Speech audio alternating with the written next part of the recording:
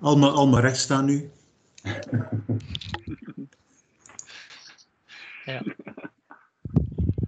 In spirit.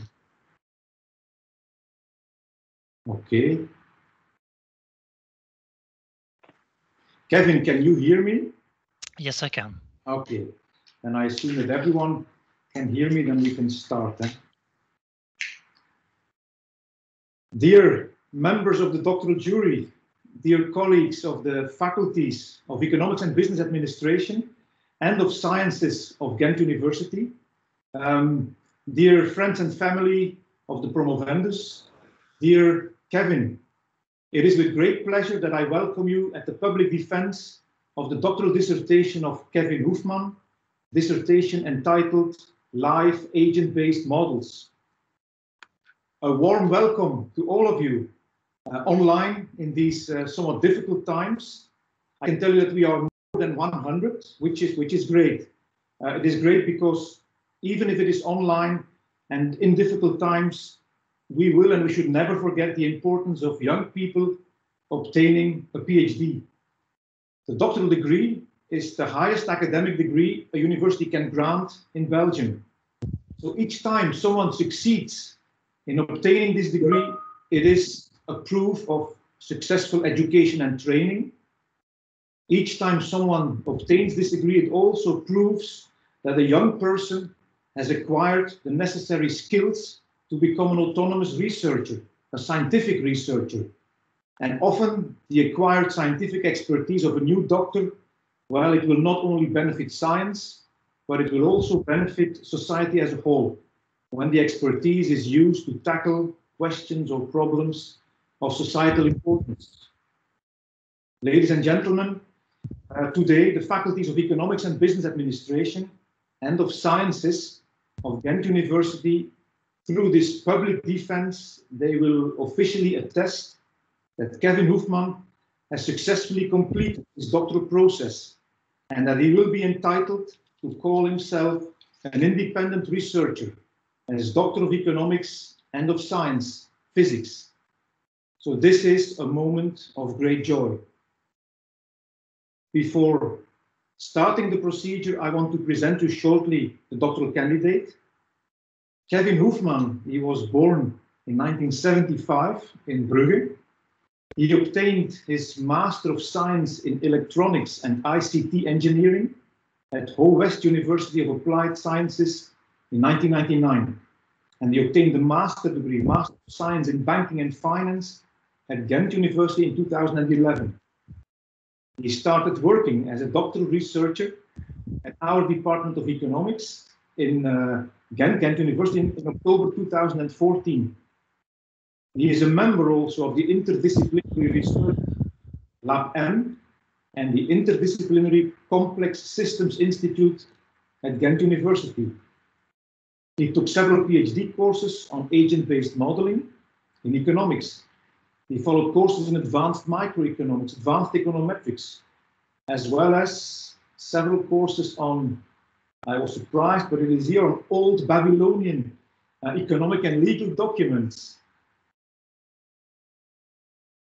So he's, and he did all these courses as part of the doctoral schools program at Ghent University. Now, Kevin, he presented his research papers at several international conferences. And let me mention the 2015 conference of the Network Science Society in Zaragoza, and the 2016 conference on complex systems in Amsterdam.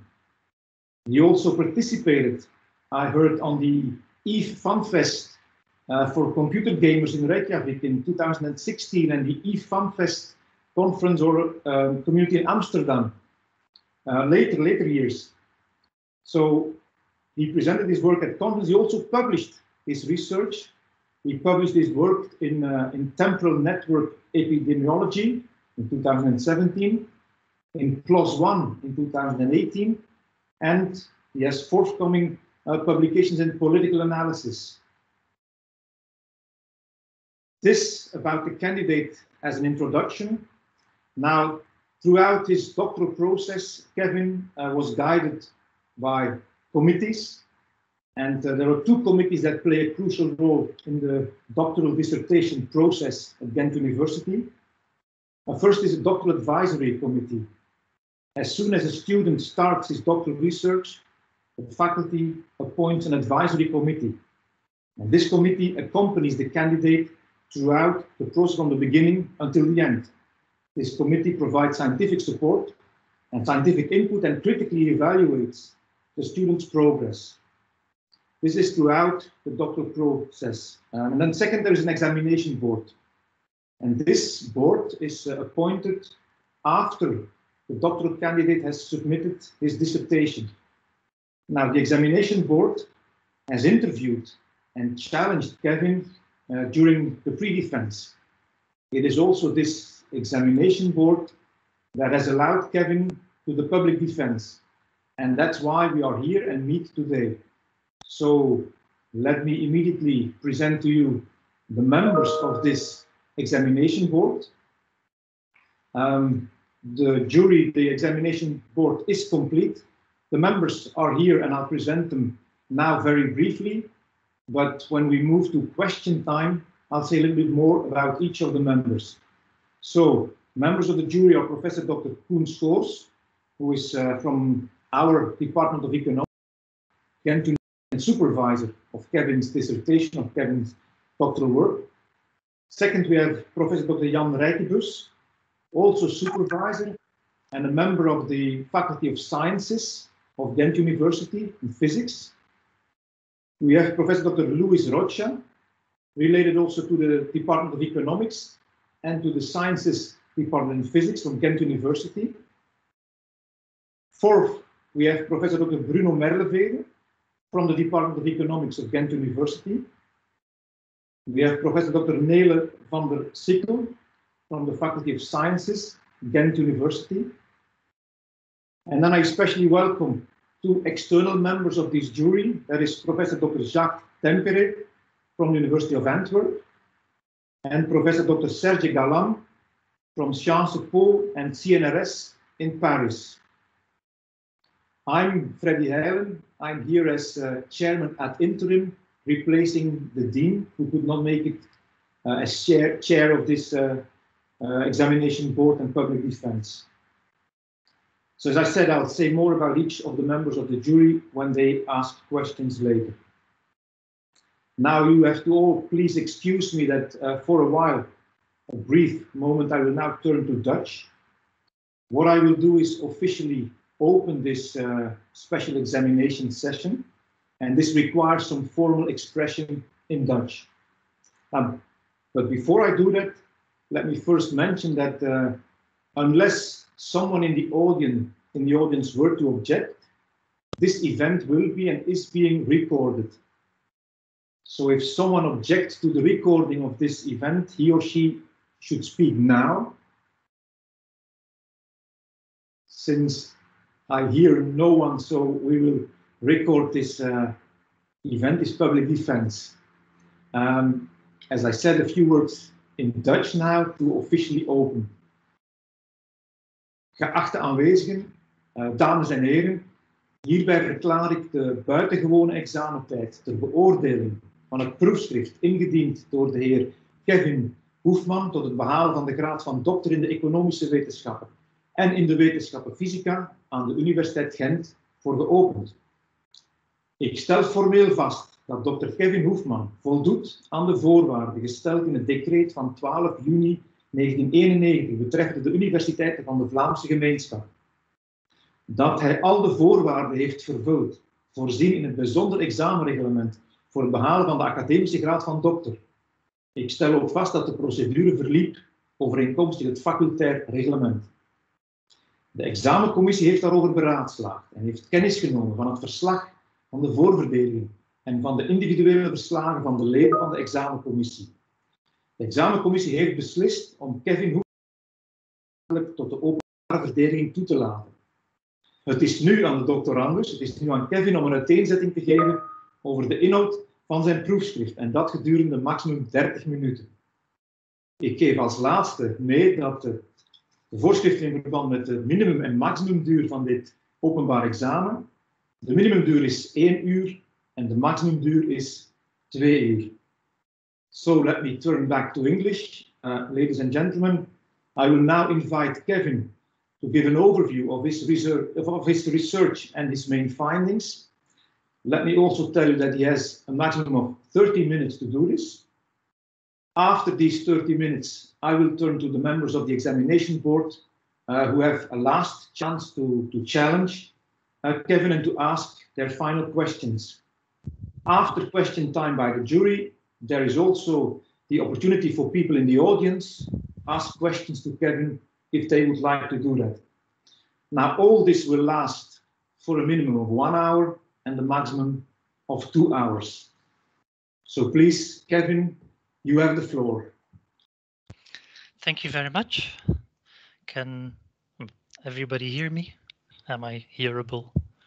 Very well, And yeah. do you see the presentation? Yeah.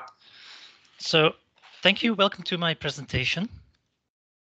In 2009, at the height of the financial crisis, complexity scientists Doyne Farmer and Duncan Foley concluded that we needed agent-based modeling because there were problems with the current approach. And they wrote, in today's high-tech age, one assumes that the models are solid, sophisticated, quantitative, and they are not. Both models currently in use have fatal flaws. And as a result, the leaders of the world are flying the economy by the seat of their pants, which is a strong statement. And they suggested there's a better way, agent-based models. We need these things. If we fast forward to 2020, reliable macroeconomic agent-based models still don't exist. So we could conclude that the leaders of the world are still flying the economy by the seat of their pants, which is fine until it crashes, and then it's not so good. So we have to take a step back to put this into context. A long time ago, probably as long as we can tell, people have cared about the economy. And economic activity actually predates writing and led to writing. If we look at Babylon, for example, the 18th century BC had palace economics with the king actively involved in economic management.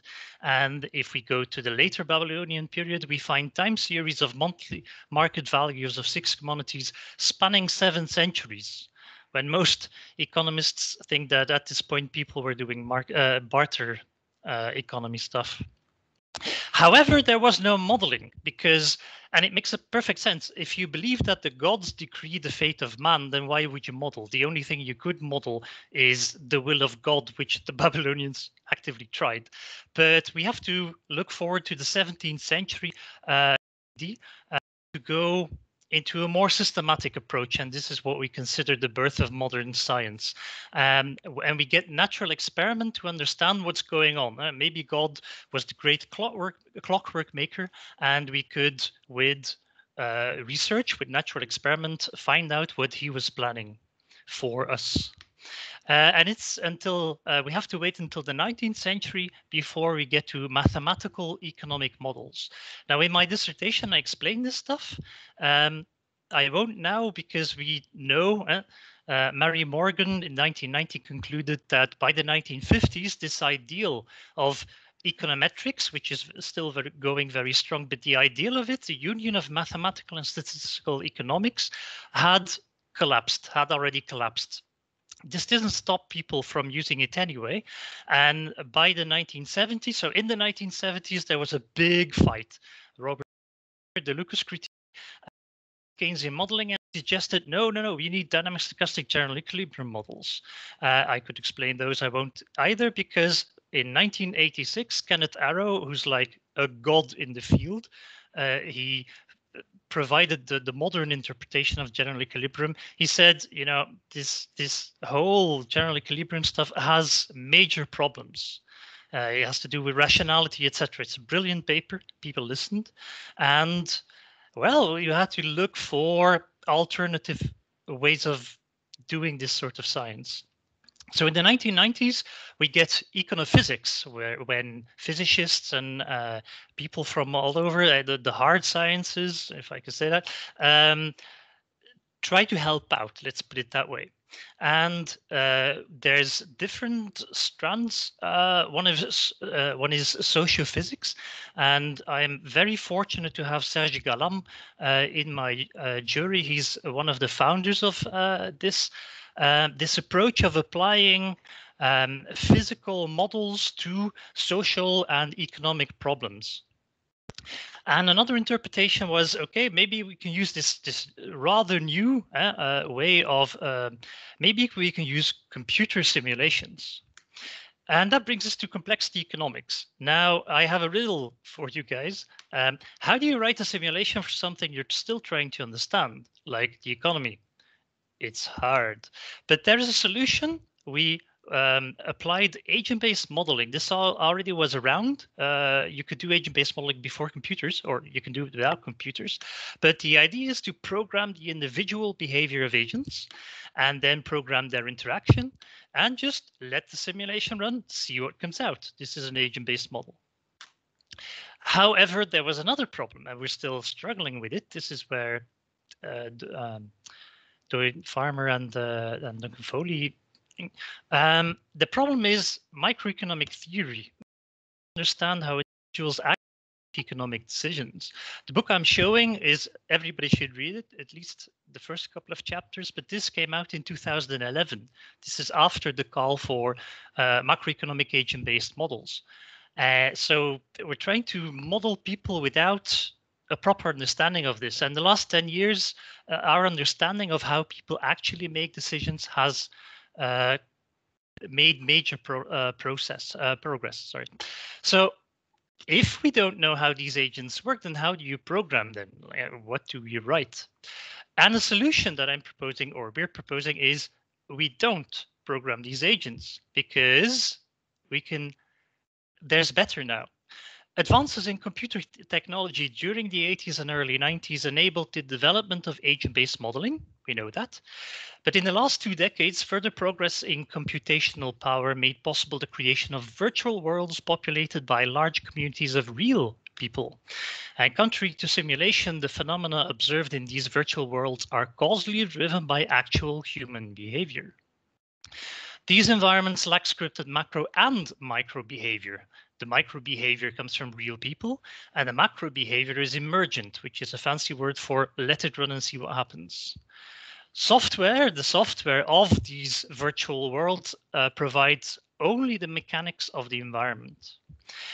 These open-ended environments are actually rare. The idea of we take a game and use the game to do simulations.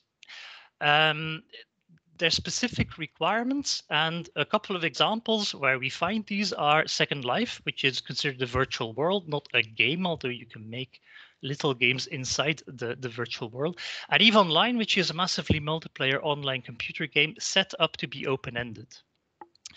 These are discovered models. It's important to understand that they're identified ex post by the researcher as useful for understanding real-world dynamics, and that's what makes them models. Models are never real, but we use them to understand reality.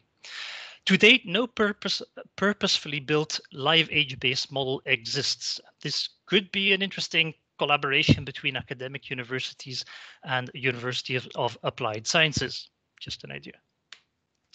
To be a live agent-based model, a virtual world should be large enough to support complex interaction between participants, contain the dynamics that we actually want to study, for example, market behavior, and feature behavior that is not scripted. Participants should not be pushed into built-in incentives, and that's where most games defeat the bad guy.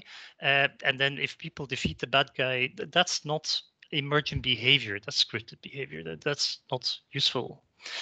Such worlds, if we find them, offer unique properties attractive to research. A computer keeps track of the state of everything in the game. And so you get very detailed data sets. And in economics, this is difficult to find. Simulating a real economy it's actually impossible. So where do you get your data sets? Properties of everything existing in this world, they're precisely defined, which is really good for the researcher. The data is available about the entire population of participants, really good for the researcher. And all participants can be given access to, so Also, the participants can have access to these details, which means that they know the decisions they are making. You're under conditions of almost perfect information. Also, participants tend to have more homogeneous preferences than in the real world, because virtual worlds still are simpler than the real world, and this is exactly what you want in a model. Now let's have a look at EVE Online. EVE Online is an open-ended, massively multiplayer online game set in a science fiction universe created by an Icelandic company, CCP Games, and has been running since 2003. More than 500,000 players are competing in this virtual world. They get to engage in a variety of professions and activities, mining, manufacturing, trading, and a lot of fighting as well, but they're not pushed into any of these activities, and that's super important. And CCP Games is collecting detailed economic time series data since 2003, which in the scope of economic research is quite awesome. This is me in 2016 at the headquarters of CCP, collecting their data, of course, with permission. Cheers, Edwald, for that. So, empirical contributions from this data so far are 6 papers. One is forthcoming, and I will go over 3 of these papers, the papers that I've included in the dissertation. So first of all, the first paper dealt with price versus quality, and using EVE Online market data, can we answer the following questions? What is the relationship between price and quality of an economic good? And this is a question that has been going on in economics, in marketing, since at least the late 1900s. Late 1800s, sorry, late 19th century. A guy named Veblen did the first systematic investigation of this question. And if we can use this detailed data to look at what happens in our model, are there surprising contributions to the price? Yes. Data. EVE Online contains 12,709 distinct items, so this is important. There's lots of stuff to trade, which is why you get market forces, why you can't corner the market. You get natural prices emerging. Our analysis focuses on ship modules such as weapons and defensive systems. They're popular, they're highly traded. And there are 296 different types of modules, module classes, and we select the 20 most traded just to have deep markets. Our data set is 2015. So for example, this is one type of module. On the left, you can see what it looks like in the game. It's a ballistic control system. Ballistic control system. So all these items, I'm highlighting the names, all these items are sort of the same item, but with different flavors. One is better than the other, and I'll show you that immediately. You buy these items because they make your weapons in the game do more damage. For example, the most basic item, plus 15% damage. And the most fancy, expensive, super rare item, plus 27% damage. So this is interesting because the best item in the game is not even twice as good as the most basic item. Now let's take a look at the price, what people pay for this stuff.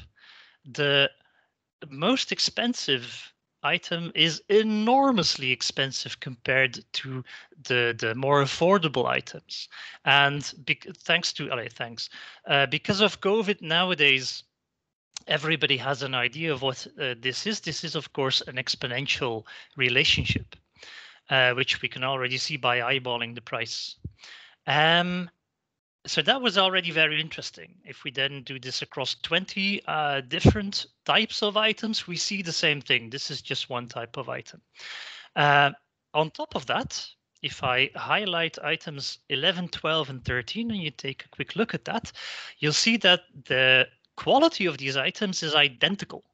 So players know, they go to the market, 2/3 of the items are traded in the same place. And you want one of these items. It's a good quality. It's not the basic. It's not the most fancy. And they have exactly the same stats. Now, surprisingly, some players are like, okay, let's pay 30% more than the alternatives. which is odd. It's almost irrational. You don't expect this as an economist. We thought actually that this was, our model was flawed, that this was strange. But then when we factored in a rarity of an item, and you see rarity 2, 3, 4, that is, each category is 10 times more rare than the previous. So 1 in 100 items, 1 in 1,000 items, 1 in 10,000 items. We saw that people actually paid for this, even though it should make no difference. You go to the market, why do you care if it's rare? So we found that people pay for the purely functional quality of items, but also for the social qualities. The only reason you would want a rare item is that you can show off with it. And there was a second meta group, a second social quality in this data as well. And if you see at the left and in this column, I'll show you the only difference it makes. A Tech 2 item has a different icon. And then if you go to storyline, different icon as well. Faction, different icon. And then the most fancy icon in the game is purple. So you can pay a lot of money for the only benefit of having a purple item. The stats, everybody knows them. Everybody knows what the items do, but people often pay 10 times more for these luxury items in category 5 or 6. Same stats, 10 times more because I want to show off with it, which is pretty awesome. If we tally the results, we can show it in one figure. Note that this is the logarithm, the natural logarithm of the price.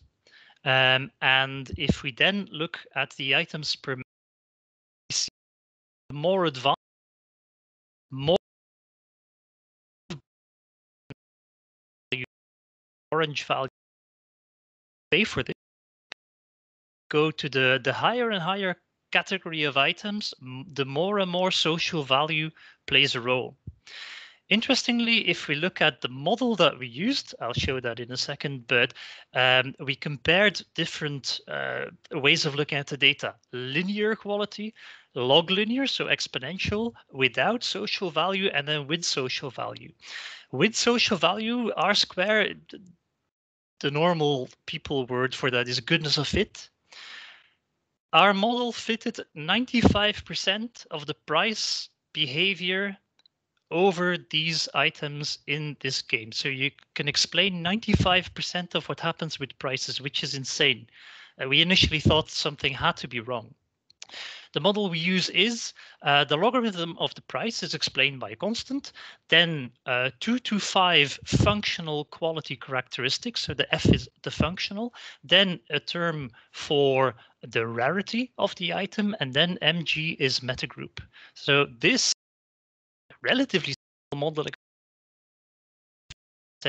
of prices in the game, which is pretty awesome. The second publication we made dealt with diplomatic relations. Using even line alliance relationships data, can we answer the following questions? How well does a social theory that is used all over the place, structural balance theory, how well does it hold in a virtual world? And how do coalitions behave in this virtual world? So this theory has been applied to the First World War, the Second World War. How do countries relate to one another? How do coalitions shift? That sort of thing. Our data is Evenline players, they can unite in the game to form alliances, and the biggest alliance has 28,000 players. Alliances then also, but purely emergently, there's no support for this in the game, but players do it anyway.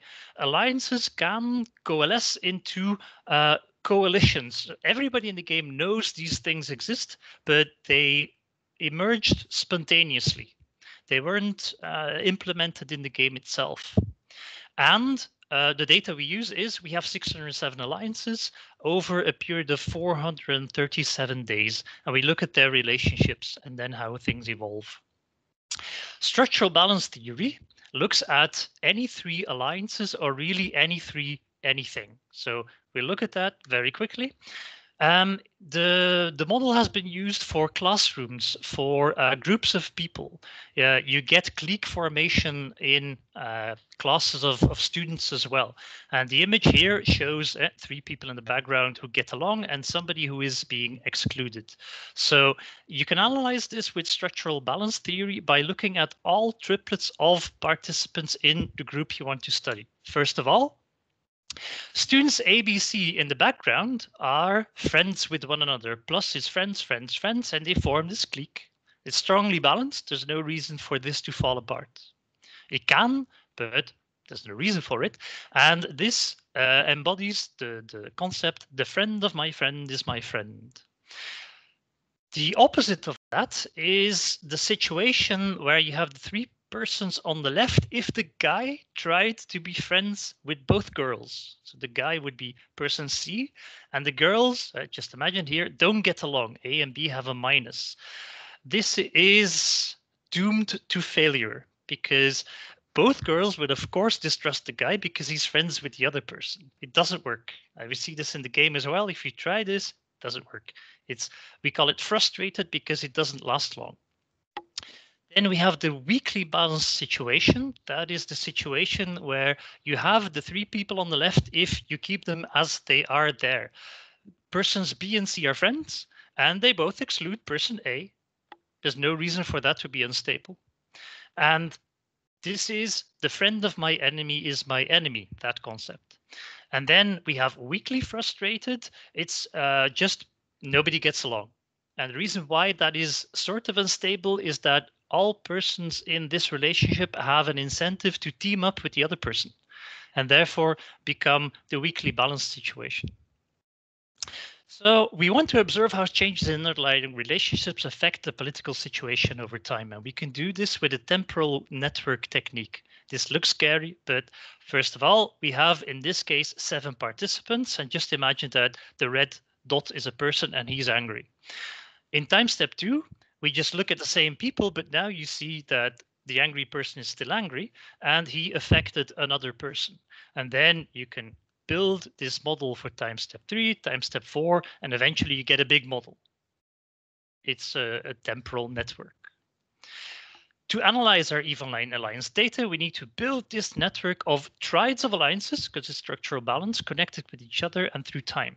So just to show you, this is the alliance network now, a subset of it in even-line. And we build triangles of it. How does it work? We group alliances 1, 2, 3, and you get triangle 1, 2, 3, 1, 3, 5.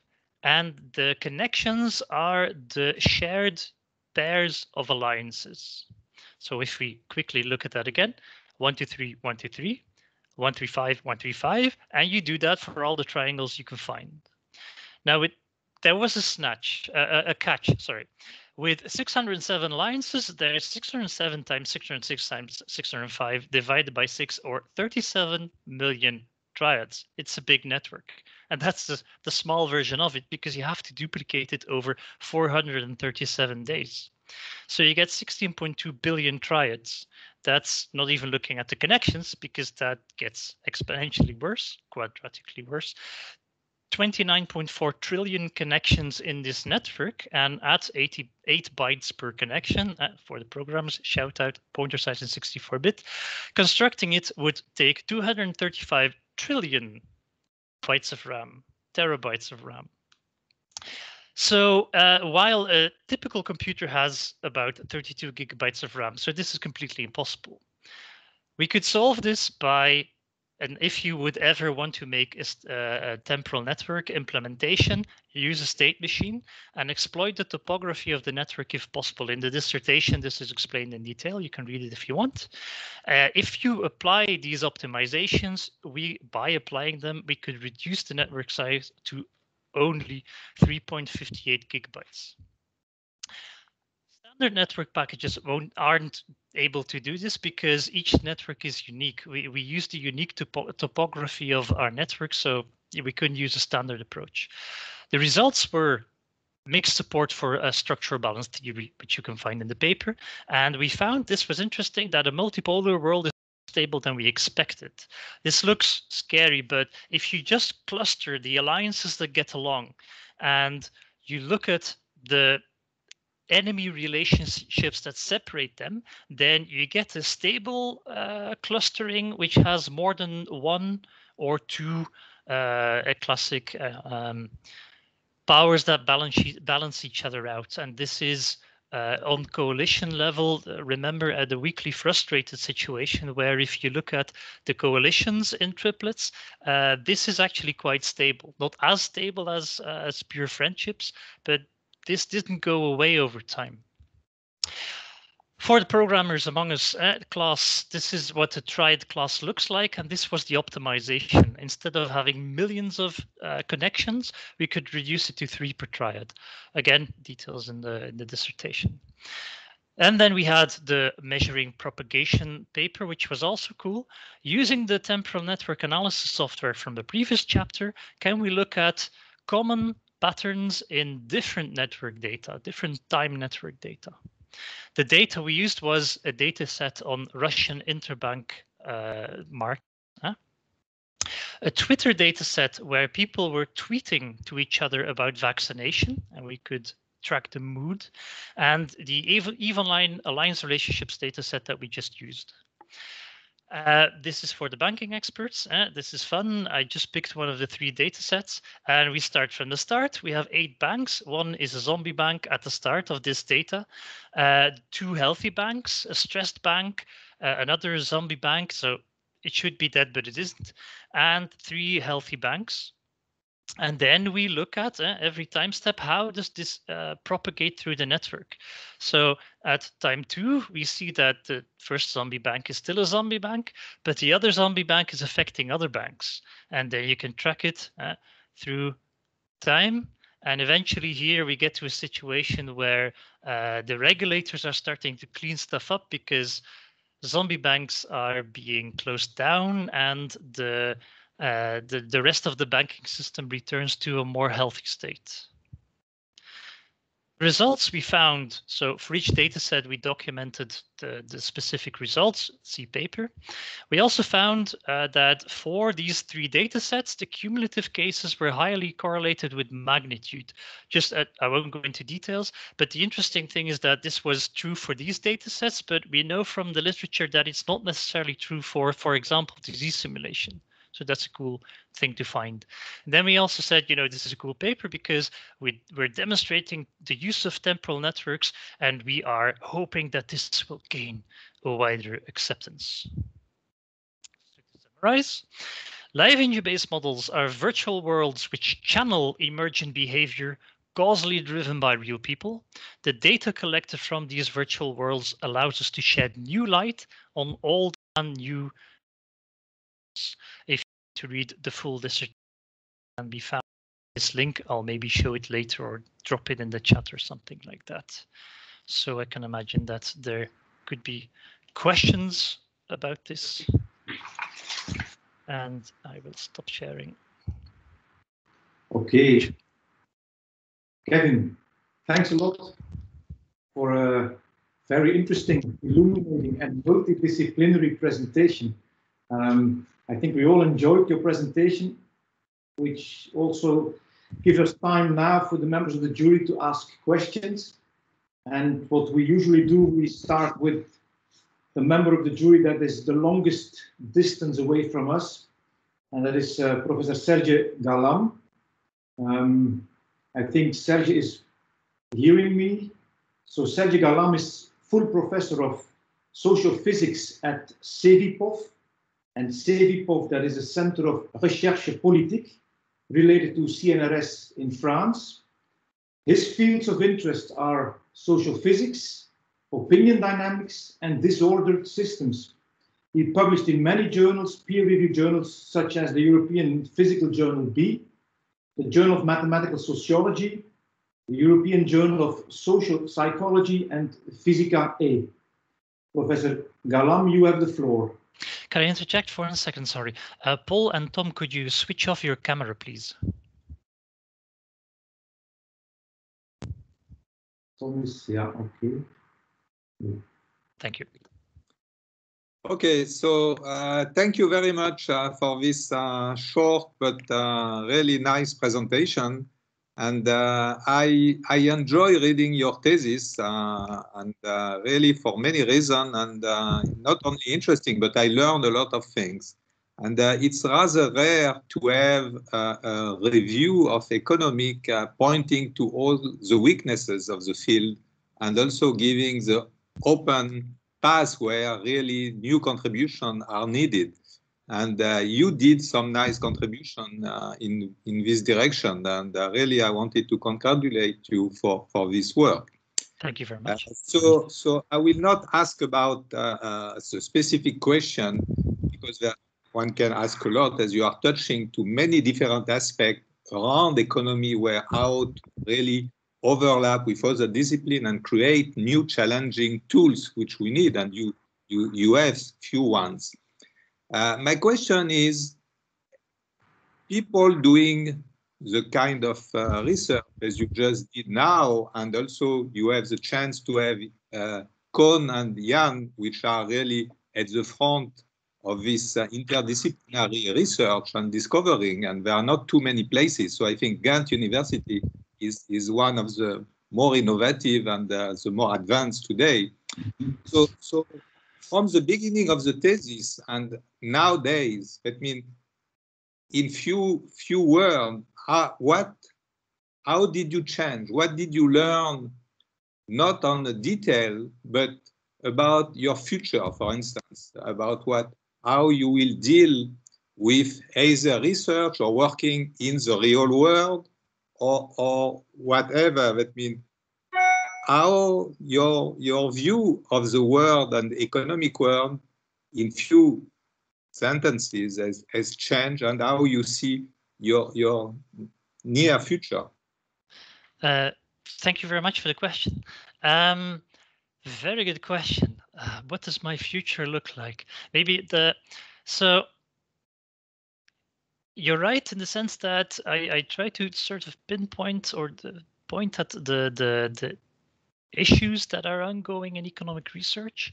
I definitely don't have the illusion that I will fix some of these anytime soon, because if we consider what we're trying to do, we're trying to predict the future. And the future has always, of course, interested people. People have tried for millennia to know what will happen, but it's just complex and in all meanings of the word. So what is the future of complexity research going to look like? No idea. Am I going to play a small part in that? Hopefully, because it's really interesting.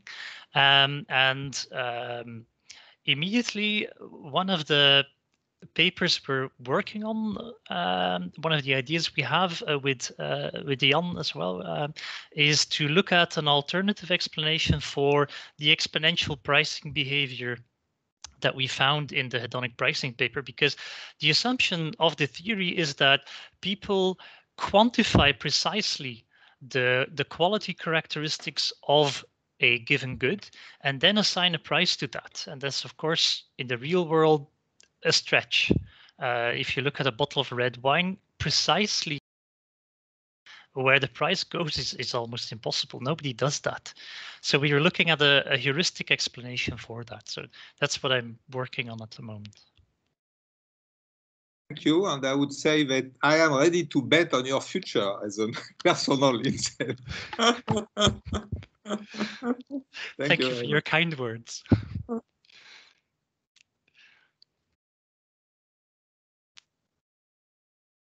Freddy, you are muted. Yeah. And Rudy has his hand raised. Not by accident. No, but we give the opportunity to people in the audience after the members of the jury. So yes. Second member is Professor Jacques Tempere. He is full of theoretical physics at the University of Antwerp. His fields of interest are condensed matter physics, quantum mechanics, and econophysics. He has published in peer-reviewed journals such as Physical Review A, Physical Review B, Physical Review Letters, and the Journal of Low Temperature Physics. Professor Tempere, you have the floor. Thank you. And thank you, Kevin, for again a nice lecture. I very much enjoyed your thesis.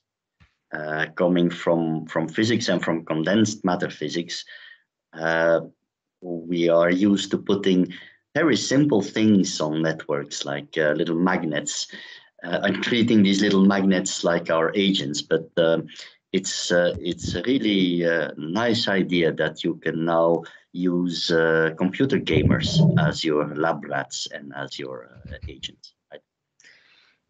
So the question I would like to ask you, we already discussed it a little bit, but maybe you can kind of summarize for me.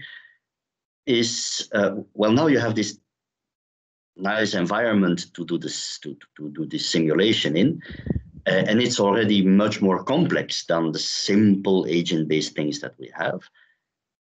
But still, it's different from the real economy. There's still some simplifications. So, what do you think are the most important differences? Even though it's a complex thing, what are the most important differences if you would compare it to the real economy? And in the sense I'm looking for the shortcomings that would be coming from that. So the shortcomings due to the fact that it's still not the real economy. What do we have to be careful about when we try to test our models of the real economy on this simulated economy, this massive online game? Yes. Thank you for your question. The shortcoming, the major shortcoming is that you have to find these models. You have to discover them. And if they're not there, you can't test whatever you want to test. The thing is, so clearly there are biases in the sense that the people who play the game are self-selected. That's always a danger, but the thing to keep in mind is that in economic, especially in economic research, you always have that as a problem. Many social economic studies are done on 18-year-old first-year participants and then we pretend that these people are representative for the population we want to research. The major problem in economic research is that you can't build an economics lab. As hard as it was to build CERN to do particle physics research, at least you can build CERN. Building a second economy to simulate or to compare to a first one is literally impossible. This was a major problem with the financial crisis of 2009. For example, Iceland, they didn't bail out the banking system, and other countries did. So then you can say it was a good decision or a bad decision, but you'll never know because you can't simulate a second Iceland. So compared to the problem that all economics research has, the limitations of self-selection, population biases in these virtual worlds is actually not that bad. The major problem, major problem, well, twofold. If it doesn't exist in one of these games, you can't research it. And also there's a tricky qualitative element to it, because as a researcher, you have to understand that this data is yes or no representative for the real world, and you can't prove that.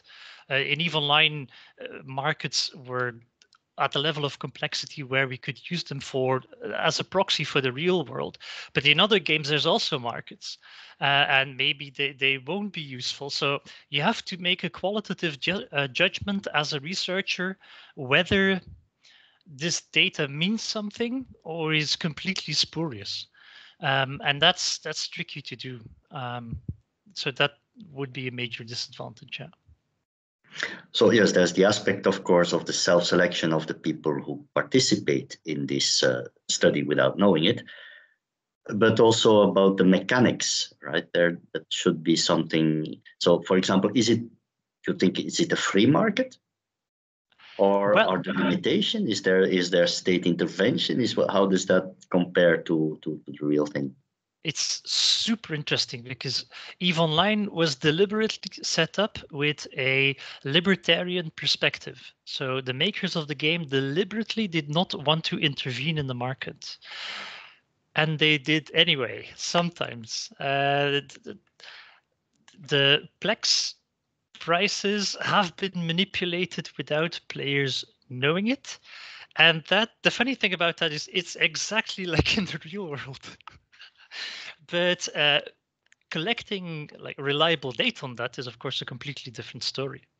But basically, when the game is set up to be a free market, then it can be a good proxy for a free market. Most computer games don't do that because it's a risk. If a free market can get destabilized, there's examples of other computer games where this experiment went very wrong. And you got hyperinflation in other games. So it's a risk, and the makers of EVE Online were almost unique in being willing to take that risk. But then you have a very nice natural experiment almost, because it wasn't set up as a research experiment. Yeah. Okay, thanks for your answers. Thank you. Thank you. Next question will be asked by Professor Nele van der Sikkel. She is associate professor of biological and medical physics at Ghent University. Her fields of interest are computational biology, cardiac arrhythmias, theoretical physics, network science, and physiology. She published in peer-reviewed journals such as the Physical Review D, Physical Reports, PLOS ONE, and Frontiers in Physiology. Professor van der Sikkel, you have the floor. Yes, first of all, Kevin, congratulations with your nice dissertation. For me, it was also very new to read about an application of network theory on economics. So I read with pleasure your introduction, and you spoke about that economic models are unable to predict crises, and that they always fail in predicting that. So my obvious question and general question that I have for you is, can your live agent-based models predict a crisis in the economy, or what do you think about that? Very nice question. We've actually looked at that with Koen. So I wouldn't say that no model is capable of predicting a crisis, although predicting crises is legendarily difficult because crises tend to be nonlinear, and general equilibrium models, econometric and the SGE models, assume linear relationships. There's some variants that are being experimented with, but in general, they assume linear relationships. So we know they tend to miss overshooting and undershooting, which is typical for crises, of course, it's for a collapse. Interestingly, Second Life has been used to study real-world collapses. There is a case where the banking system inside Second Life collapsed in 2008 with the financial crisis. And there's papers on that. What we think happened is that because of the crisis, or even leading up to the crisis, regulators became more strict, among other things, against gambling. And there was virtual gambling for real money, because Second Life uses, via conversion, real dollars. There was a lot of gambling going on, and money had been borrowed to fund this gambling. So when the regulators cracked down in the real world, the game cracked down on this gambling, because of course the game is anchored, like the company has to answer to real world regulators. And the crackdown caused a lending crash in the game as well. Now, the holy grail would of course be that the crash in the game would happen before it happens in the real world, because then we can predict stuff. And we're currently looking at that. The preliminary results are inconclusive. Okay, thank you very much. Thank you. Okay, thank you. Fourth member of the jury to ask his question. First question is Professor Luis Rocha. Luis Rocha is Associate Professor of Sociophysics and Econophysics at our department at Ghent University. His fields of interest are complexity, networks, and epidemiology. He has published in peer-reviewed journals such as the Proceedings of the National Academy of Sciences, Nature Communications, PLOS ONE, and Scientific Reports. Luis, you have the floor. Oh, thank you, Freddie. Thank you, Kevin. I think it was very enjoyable to watch your presentation, to read your thesis. I also learned different things, new things. It's always interesting exercise. I have a question. It kind of follows up a little bit what Jacques and Nelly asked. My question is about the validity of your model. I guess you are aware, a few weeks ago, your colleague, Dr. Andrés Belaza, he published a paper also using this EV online game. So one of the conclusions was that people don't behave the same in online games as they behave in real life. So basically, people that live in aggressive countries or in countries with more aggressivity levels or aggression levels, they are less aggressive online. So there is basically a negative correlation in this aspect. He also found there are some different correlations with other quantities or other variables. So given that there are these differences between the real world and the online world or virtual world, how can you use an online game to as a model to real life phenomena? Like, what do you think about these in general? Yes, thank you for your question. I think it works in both ways, and it will really depend on the situation. For example, CCP, I think it was in 2015 or 16, on their keynote presentation in the EVE FanFest in Iceland, they presented similarities between real populations of players and in-game behavior. For example, they looked at, because of course CCP knows knows a lot about their players, so they can look at the link between where people live, for example, and what they do in the game. And they found that if you look at the economic activity or in the industrial activity in the game per real world country, the two countries that were the most likely to be industrialist in game were Japan and Germany, which is of course very much correlated with real world behavior. There's also, I know, anecdotally, people who have a cultural identity will carry it into the game.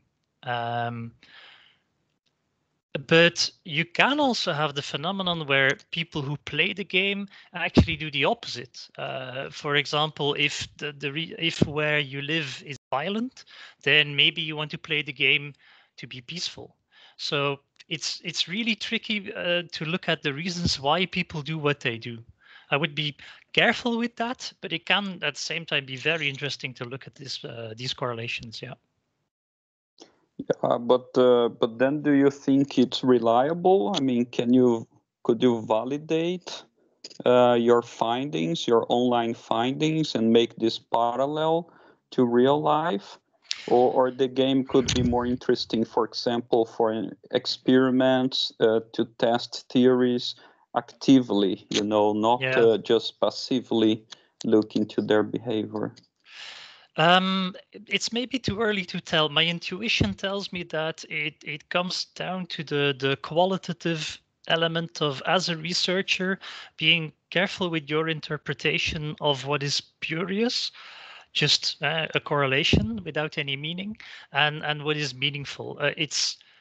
It's very difficult, I think, to validate some of these essentially correlations that we find. Some of them may be spurious and others may mean something.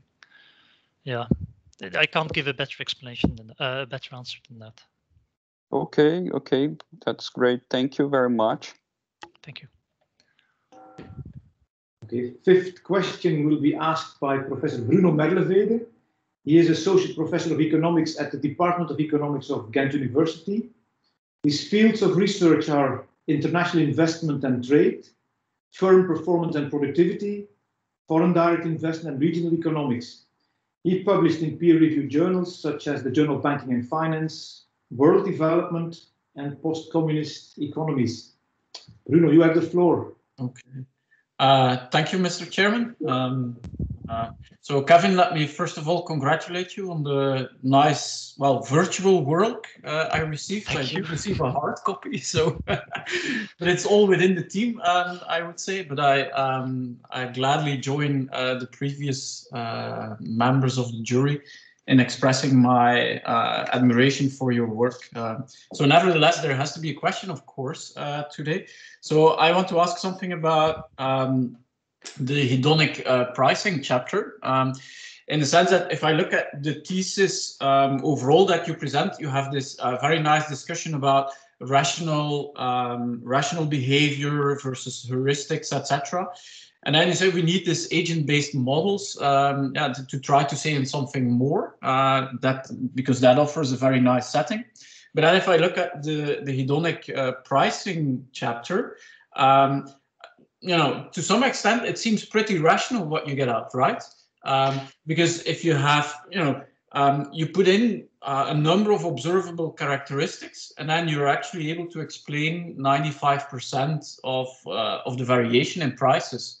So I would maybe like you to comment first on that, and then maybe go to, because we are in a game, so rarity is typically something that is, I would say somehow specific in a game as well, because players in a game typically would care a little bit more maybe about rarity and being special than in real life. So maybe you can comment a little bit on that. But then specifically in what I had maybe in mind over here is, which I didn't see from the thesis, but if I look at these different armor systems and defensive systems, etc., are those attributes that you kind of need to, to get up in rank in these alliances in the game?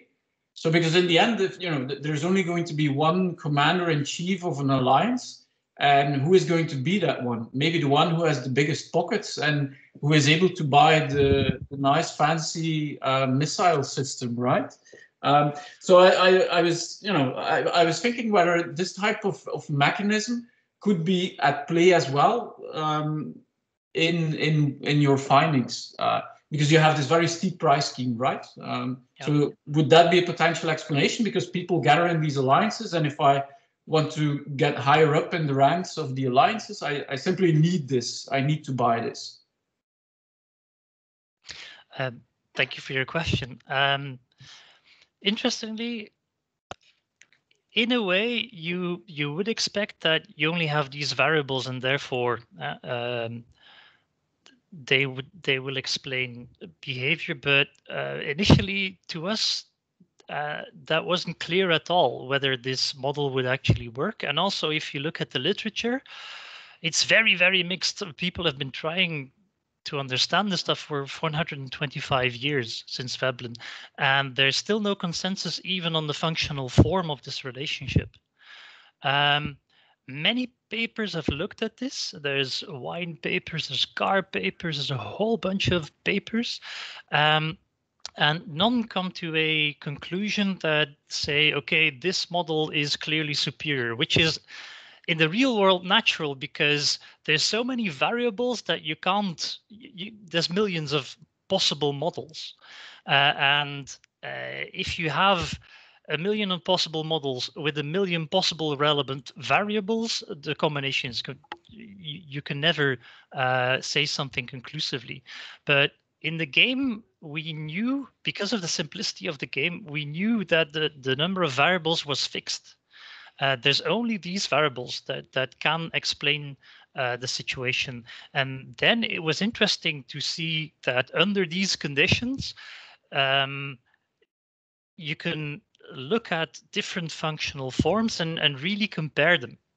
There's only one way that a linear form can look like. You put in the variables in a linear way and see if it fits. So here we could really distinguish between an exponential price relationship and a linear price relationship. Is it expected that it would fit so well? I would say in most economic relationships, if you get an R-square, a goodness of fit of 30%, you can be happy. Explaining 30% of the behavior with all these other stuff that is happening is in the real world normal. The fact that it fit so well, 95%, is maybe afterwards intuitively obvious, but to us, it definitely was not ex ante. Your second question is also very, very interesting, because it seems intuitively reasonable that the person with the best gear, the best, most expensive stuff gets to be the leader. In reality, you're dealing with people, like tens of thousands of people, fighting huge wars over territory, and it's all virtual. But if you have territory in a virtual world, to your brain that seems very real and you will defend it. The people leading your alliance are the people who do the best job at helping you achieve that goal, and it's a collective goal, protecting your turf, taking the turf of other people. And it's certainly not the people who fly with the most expensive stuff, because in a protracted war that will work against you. You have to find a cost-effective way of waging war. So again, anecdotally, as a researcher, you can't prove this, but I know that the most expensive stuff is used only for the most expensive ships that will be fielded once every 2 or 3 years. We're talking Titan battles. But these ships are at the same time also prestige ships. And the way that these purple items are mostly used, in a war you want to be cost effective, but in alliances you can show off. And showing off doesn't make you the leader, but it makes you maybe a little bit more respected than the average field soldier in the alliance. So it does buy you social value, but it doesn't buy you leadership. Leadership in this game, it's you would say it's a game, but these people have been playing this game for years and years and years, and they take it very, very, very seriously. So these wars, you get the Red Queen effect. These wars are highly competitive. Any benefit that one alliance makes is almost immediately going to be copied by the other alliance, and you get almost an equilibrium situation where you have to be cost effective, where you have to be clever, you have to be a social leader, because you have to keep people around. If you're an asshole, you won't win, because people will leave and go to the other side. So it's very interesting to watch this stuff going on, and it's definitely not a buyer's game.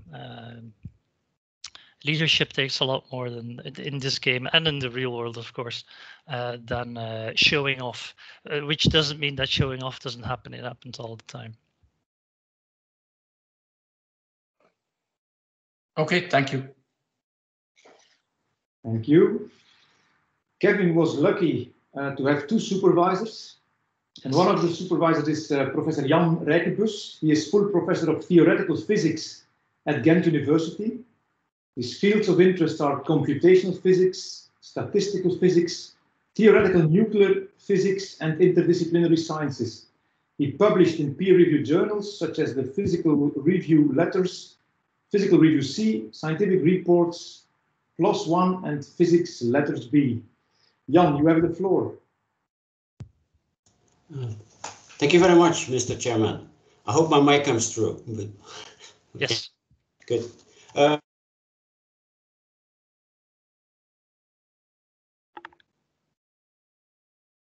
You're frozen at the moment. Jan, we lost you. And you're back. I'm back in town. Yeah, okay. I think you touched on a wide variety of topics and succeeded in bringing those together in a really coherent way in your thesis. I also would like to stress that you made pivotal contributions to the data cleaning process and the development of software. I mean, things that are usually not well highlighted during presentations like this, but I really would like to mention that. Okay. My question concerns the importance of demand dynamics that you already stressed during your presentation. And to cover the dynamics in networks, you developed this wonderful and very efficient piece of software to study temporal webs. And my question actually concerns the flexibility of the software that you developed to be applied to new quote-unquote situations. First of all, I think it would be great for the audience that you could just summarize like the basic ingredients of your software development and what the new ideas were like. And second, for example, would it be applicable to the contact tracing issue, which is kind of a nice issue given the current situation? And I mean, one of the virtues that you mentioned in your thesis that your new methodology is very powerful in covering the transmission activity through time. Okay. Yeah. Thank you very much. Yes, the tricky thing about the software, so theoretically, a temporal network is like non-temporal network without the time component multiplied into time. And that's a nice concept. And in theory, for any analysis, you would have to build it like this. But then with large networks, you get into memory constraints, all sorts of constraints. I mean, the theoretical size of a network is infinite, so you can't model that on a computer. The optimizations we did, one was because we knew that we had to go through time sequentially. We could look at 2 data slices at a time and not more than that. So we had to have the data for time t and time t plus 1 in memory, but the other data at that point wasn't really relevant, which is why or how you could use a state machine implementation. So instead of looking at 437 time slices at the same time, we look at 2 at the same time, and then we iterate through the network. If you want to track things through time, that is mostly how you would want to do it. When it wouldn't work, for example, if at a certain point you want to look back 10 steps or 5 steps or like more than one step, then you would have to put more data into the network, and then you'd hit the same limitations again. The software I have at the moment could be generalized to any temporal network or time set of data that involves network dynamics. If you only need to track 2 steps at a time going forward. Going back, you could do it as well. So for COVID situation, for tracking what happens in the network of people, because I know that's very hot at the moment, the tracking data, it would definitely work, and it's something we could actually generalize. At the moment, software is entirely in C++. The big dogs in complexity science who have been doing this longer than I have, they write C++ libraries for Python. And then you can script the library, which gives you very rapid results with the speed of C++ still behind the scenes. So that's something we could do. The limitation would be that backtracking and forward-looking wouldn't be possible, which is why it wouldn't be a general temporal network solution, but it would be a 2 steps at a time going forward temporal solution for any kind of data, because a network is, of course, just a network. Okay, thank you very much. Thank you. Thank you. And last but not least, Kevin's second supervisor is Professor Koen Schoors. He is full professor of economics at Ghent University. Among his many research interests, we have institutional economics over financial markets and international banking, to economic history, Russia, and Econophysics. He wrote several papers in journals as the Journal of Banking and Finance, the Journal of Development Economics, and the Journal of Money, Credit and Banking. Moreover, we know him as an often heard voice in Belgian media on economic policy issues. You have the floor. Thank you, Mr. Chairman. Kevin, first of all, thanks for your great presentation and congratulations. But I will have more time later to embark on my congratulations and be more clear about it. So I will, for this moment, stick to my question. And my question is going to be a bit in line with the question of Bruno. As an economist, I'm going to ask you about pricing.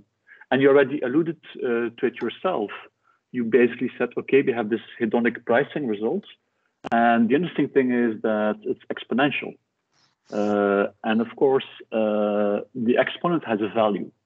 Now, my question is, do you see any further possibilities to work in this field of research, more specifically in terms of trying to understand the exponent, not only within the game, but also outside the game? Because in the real world, if you look at handbags or any luxury goods, you also have certain classes of quality, and you have the same exponential relation. And the exponent could tell us something about, for example, I don't know, inequality in society or something else. So do you see any prospects there, and could you give us your views on this? Yes, thank you for your question. Indeed, one of the really intriguing things that we noticed but haven't been able to solve yet. So we have these 20 module classes. So we looked at we saw an exponential in basically any price structure of the models that we looked at. We looked at 20 models. We selected them based on objective criteria, depth of market, and they were all exponential. But the intriguing thing was that they all had a different slope. So what it means for the audience, some prices were rising not as fast as with other module groups where the slope was really, really rapid. And we haven't been able to explain that, but it's a really interesting observation. What determines the slope, the rapidness of rising, if you will, is something that I would really like to look into better. And it's one of the things that I would like to look into when we look at the heuristic pricing explanation. It's super interesting, but for now it's still a mystery, unexplained. Yes. Could you explain to people what you mean by heuristic price explanation? Just because I think I'm the only one who gets you now. Oh, sorry. Yes. So one of the biggest surprises of writing the dissertation was looking up the literature on the word heuristic. So what people mean with it is it's an intuitive decision-making process. So we have two ways it's better understood now, but still not completely. There's two ways of making decisions. There is, of course, the rational evaluation that people make when they consciously analyze something. You take mathematical functions, come up with something that tells you whatever in an active processing way. Any decision that you make Without that process, for example, you go to the supermarket, you want to buy a bottle of milk, and you have 5 brands. You will pick one, or you will leave without a bottle of milk. But which one do you pick? This isn't a rational decision. So it's understood to be based on what we call heuristics. They're shortcuts to make a decision. When, for example, getting a bottle of milk, you don't want to do a huge analysis, but the complexity of the situation can actually be very big. Very few people could tell me why they buy what kind of bottle of milk. But everybody makes this decision every time they go to the supermarket. So that's heuristics. When I wanted to describe this in the dissertation, it opened up a huge rabbit hole. And I ended up writing an entire chapter on this way of decision making. And it's actually what I meant what hinting to at the beginning of my presentation. We have only scratched at the surface of our understanding of how people actually make decisions. And what we wanted to do, to get back to the heuristic pricing paper, is if people, when they buy goods and they pay a price, if that is not based on perfect quantification of quality, because in most situations in the real world that's impossible, then how do they actually come up with this exponential? Where do you suddenly get an exponential from in the game as well? Very few people can tell me why they bought that item and not this item. But clearly with enough people, you get a market structure, a price structure that is exponential and very, very reliably exponential. So the heuristic paper that we're brainstorming on would be to come up with a more human explanation than the rational explanation that people quantify all this stuff and then assign a price to the quality characteristics and then sum it up together, because nobody can make this assessment. That's not how it works. How does it work? That is future research. Thank you. Thank you. Okay, thank you. Let me turn to all members of the jury. If there is someone who would like to ask a second question, the opportunity is here. Please go ahead. Serge, Jacques, Nele, Louis, Bruno, Koen, Jan? All satisfied? All happy. All happy, then I give the possibility to people in the audience. So just shout and you have the opportunity to ask a question to Kevin. Don't be shy. Voila, this is a unique opportunity to ask a question to someone who is not yet a doctor, but soon will be. The only chance to shoot at Kevin and not be shot immediately again, as in the game. I see the hand of. I see that one person raised their hand. Eke or Ike, and a second Levi. So please, Eke. Good afternoon. Is my microphone functioning? Yes, we can hear you. Good afternoon. Maybe switch on the camera also. If I don't have one available to my regret, so sorry. No problem. Kevin, first of all, thank you for the invite and the possibility to view this key moment here. I'm very happy. I've tried to formulate my question as proper as I could, and it consists of basically two things I'm curious about, and I hope you will want to answer them.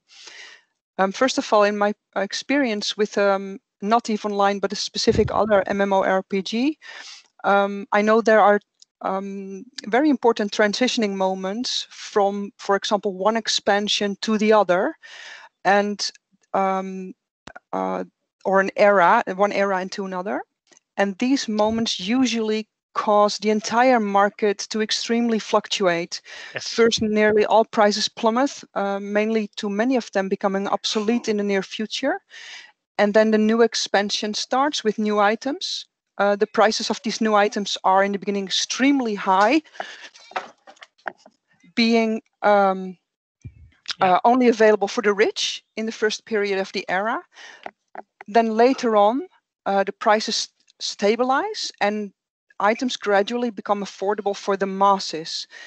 In general, it's then when the so-called epic items kick in, and there you see the huge price difference between the mass market items and the epic items who are significantly more rare. Now, my first question is, does EVE Online have such a similar structure where eras transition? Okay, then do you think do you see some parallel between what's happening in that game and what happens in the real world? For example, when a society rises, falls, or becomes really prosperous, or when a new technology becomes available. Mm-hmm.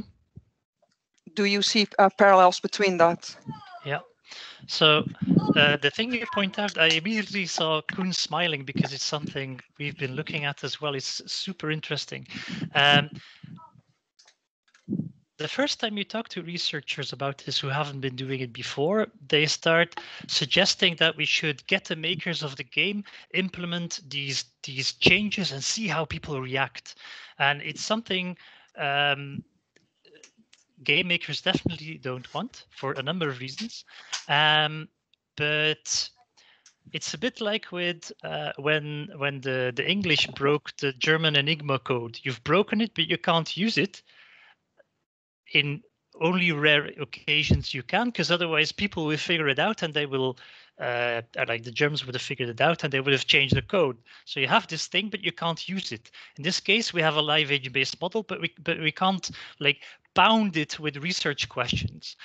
The expansions that you point out are extremely interesting for us as researchers because they are natural experiments.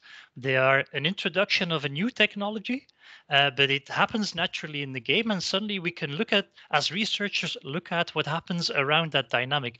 And we see very interesting things. In EVE Online, you even see players speculating on the changes that will be introduced into the game. So that, of course, ties immediately into finance, where you get speculative behavior. People prepare for this introduction of the new, whatever it is, the new stuff, and then you see the market explode anyway. And that most likely has to do with the initial rarity of the items being introduced, even though players know that the items will become available. Some people want those items the first day, and it can also be social value. Look at me, I got this item on the first day. I didn't wait like a peasant before everybody could afford it.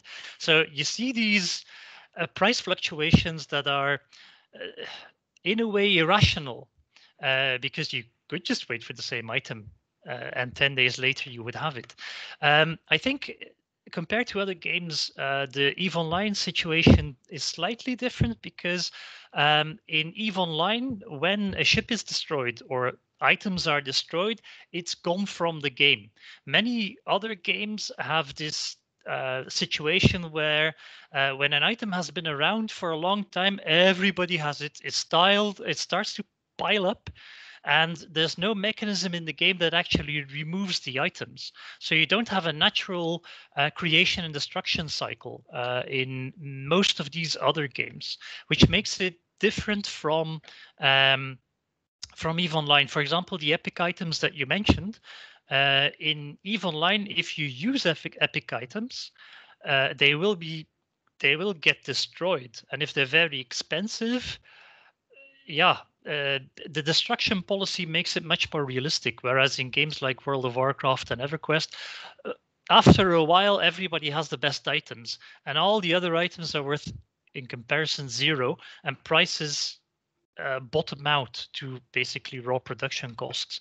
That is still very different in EVE Online because of the destruction policy made by the game makers. They decided it will be a hardcore game, libertarian markets, and if you lose your ship, start saving again.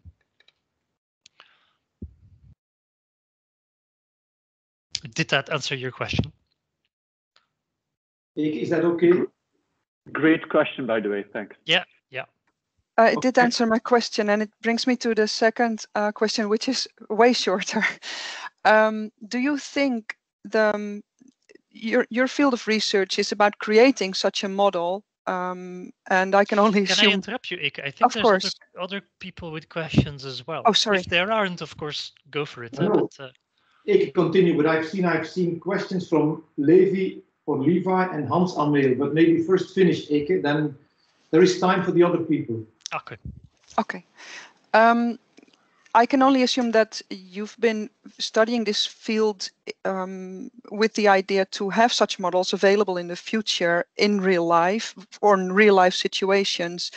And do you think that it might be possible in the future to have such models predict situations of transitioning, predict how prices will valuate or devaluate in the real life world when, for example, a very new technology becomes available, and how that will affect, when it will affect like the top layer of society, and when it will become available for, well, that. Yeah, good question. I think at the moment this so a lot of research has been done into computer games to study them as computer games. A lot of research has gone into virtual worlds to look at how virtual is different from real and how people behave inside the virtual world.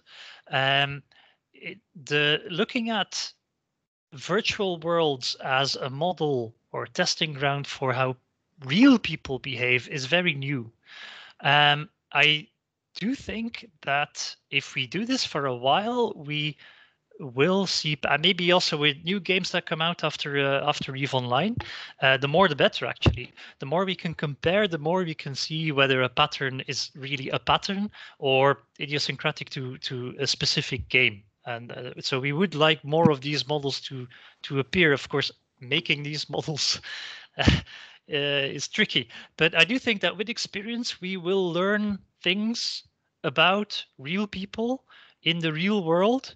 And I do think that this going forward will be really interesting, but we'll have to give it a couple of more years and see what comes out.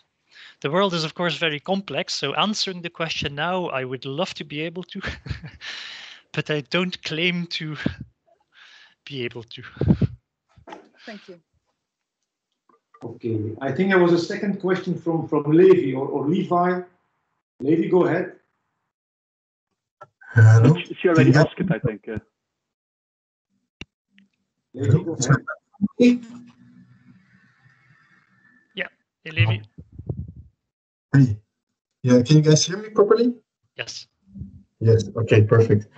Well, what I was wondering, when you were describing the purple items, the luxury goods, so to say, it's in some way reminded me of diamonds, which buy social value, but is also something that people buy as an investment in times of crises or in wars. Is that a similar thing you see with the purple items, that when a war is raging, people invest in it in a way to like keep their resources safe? Good. Interesting. There's a lot of investment behavior in EVE Online. There's way less reliable data on investment behavior. For example, we've looked at the top investors, or talked to, we know them well. The top investors in Plex is another item, also very valuable. And there's speculation, there's hoarding, there's trying to corner the market, there's all sorts of stuff. You see the results in the EVE Online market, but why people do it and when they do it and such is much less clear. To get at the purple items specifically, what you get are dynamics between two major wars. And actually, at the moment, there's a major war going on again. So EVE is very exciting for researchers again at the moment. So people tend to accumulate these show-off ships, the big titans with the best items. And then there comes a point where everybody sort of has their prime show-off item, and maybe you can get a second one, but you have less incentive to have a second purple Titan. And prices tend to go down because the supply of these items won't necessarily be less. They're still extremely expensive. You can find one, you can sell them on the market. It's awesome. And maybe this would be a time where people would start buying the items as they get less expensive to then wait for when the market goes up again. And that tends to be disruptive, non-linear with a war. When people field these ships, some are destroyed, and then suddenly the demand for these items goes up again. And I'm certain that people speculate on these things, whether it's a huge speculation market in purple items because they're so expensive that not many people have access to speculating in this market. Plex is most likely has more volume when it comes to speculation, but it's EVE Online. You have people who never shoot at another person, and their way of warfare is what they call market fu. It's the kung fu of EVE Online markets, and you defeat the other player by speculating against them, buying, selling, even all sorts of market warfare going on. So definitely you can count on speculation being everywhere. And purple items, I certainly wouldn't be surprised, yes. Finding reliable data, that's something else. If you find data like this, let me know. If I do, I will. Yeah. Thanks. That was a very good answer. Can I ask a second question as well? I would look at the chairman. Yes. What you told about value in game kind of reminded me of this TED talk I once saw. I just Googled his name again. I think his name was Adam Carroll, who played Monopoly with his kids with real money to observe how their behavior changed. We talked about behavior changes in real life versus virtual life, but that one was specifically aimed at behavior around money, buying and saving. How do you correlate, or did you look into that in your research, yes. like money specific? Yes, so very good. Important to understand why players take this game so seriously is two things. The destruction policy in EVE Online: if you lose your ship, it's gone. If you lose your fancy Titan, it's gone. And also, all ships in the game can be bought with money, ISK, the in-game money. And there is the makers of EVE Online have a Plex system in play where you can buy this ISK with real life money, not directly. Too much detail, not important. But that means that everybody in the game is aware that, for example, 1.3 billion ISK is one Plex, old Plex, now 500 Plex, whatever. And Plex has a dollar value. So you can calculate the value of all your ships, all your items in dollars, which means that you couldn't do the experiment you described in the TED Talk in EVE Online because everybody is calculating in real life money when it's about lots of money. And just to give an example, when I was doing, like in the time frame that we looked at in 2015, a Titan was worth 80 billion ISK in-game. And that had the equivalent of $3,000 to $4,000 US. So if you field the ship, and there was the big battle of B-Tucker 5B around our data set, where I talked to people at Amsterdam who fielded their Titans and lost it, and still were waiting for the field commander to reimburse them.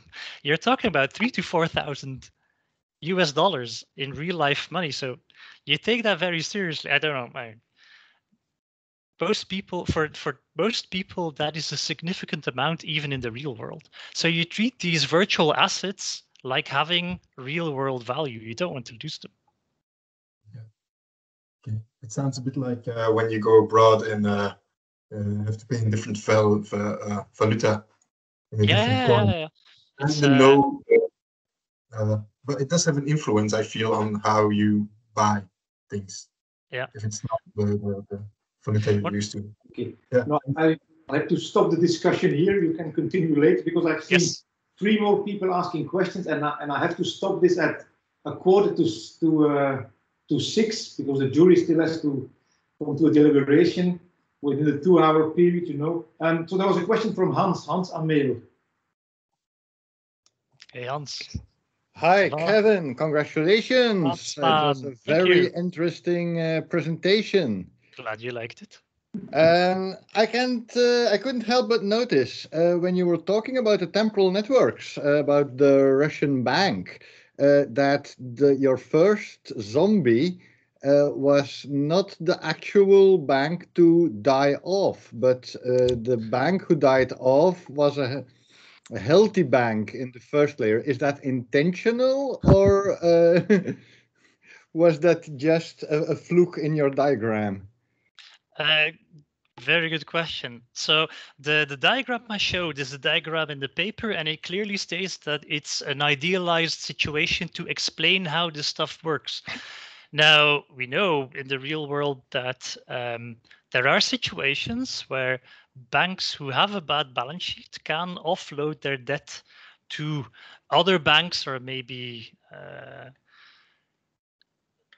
less suspecting investors, and therefore save themselves by offloading their losses that eventually will become realized. Yes or no? Because I mean, zombie banks nowadays can survive for quite a long time. But there's definitely cases where banks save themselves by wrecking other banks. Yeah, it's the world of finance, especially in banking. There are no nice guys. And banking is super important for the economy and for society, etc. But if you read stories from the U.S. banking, but everywhere, it's hard money. Yeah? When money's on the line, people get rough. So it's actually a healthy bank. That bank is actually healthy and was killed off by taking a bad investment from a zombie bank. Is that something that can be detected or be guarded against? You would expect all banks to be doing due diligence, to be in detail reading the balance sheet of this other bank before making the loan. But caveat emptor, so to say, if you invest your money in another bank and you made a bad investment, that's going to be the case. Of course, if it's fraudulent, then the regulators should step in. Note my careful wording here. Should, yeah. But this is like banking as a whole, super interesting world. I actually owe it in large part to Professor Rie van der Vennet, who explained quite a few things about it to me. And yeah, it's super interesting. And again, yes, the example isn't fictional. Let's put it that way. Perfect. Thank you. Okay, we can still have 2 questions, and one from Roland and one from Gilles. Roland, you have the floor. Hello, Kevin. Hey, Roland. I'm afraid already. Yeah, I just have to ask a question. No, bring it on. It's very simple. In the game EVE Online, I don't know the game that much, but can players actually die? So you say they invest a lot of time and effort in their character and in building their environment, and that's a driving factor for them. Yeah. But can they actually die in that game? And maybe first answer yes and no, and then I can continue my question. Well, it's complex, huh? But the question is there permadeath in the game? The answer is no. However, up to a couple of years ago, when you died, you lost. So if you lose your ship, you die. No. If you lose your ship dies, and then you are ejected in a pod. It's just a game mechanic. You still survive, but your ship is gone. And then people can also shoot your pod, and you are resurrected, but you used to lose skill points. And so it's not a permanent death, but you still lose on death, and then you have to start trading those skill points back again. A couple of years ago, that was removed as well because it was a bit too harsh. It actually created an incentive for people not to play the game, beyond actually losing your ship if you played the game. So that was taken out of the game. Yeah. Do you think the dynamics of your economy would change if a death of your ship would mean your character permanently dies and you have to start all over again with a new character? Very good question. For the scope of our research project, we actually wouldn't want this, because we'd like markets to be a proxy, like EVE markets to be a proxy for real world markets. And if you make a bad investment in the real world, you lose your money, the equivalent of your ship, but you're not shot. Usually you aren't. In most cases, you aren't. So in the real world, you survive as well. So that's a good thing, actually, that it doesn't happen in the game either.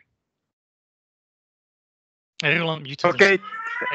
Yeah, thank you. Sorry for the noise on the background. That's okay. Thank you for the question. Yeah. Okay, there's a last question from Jill.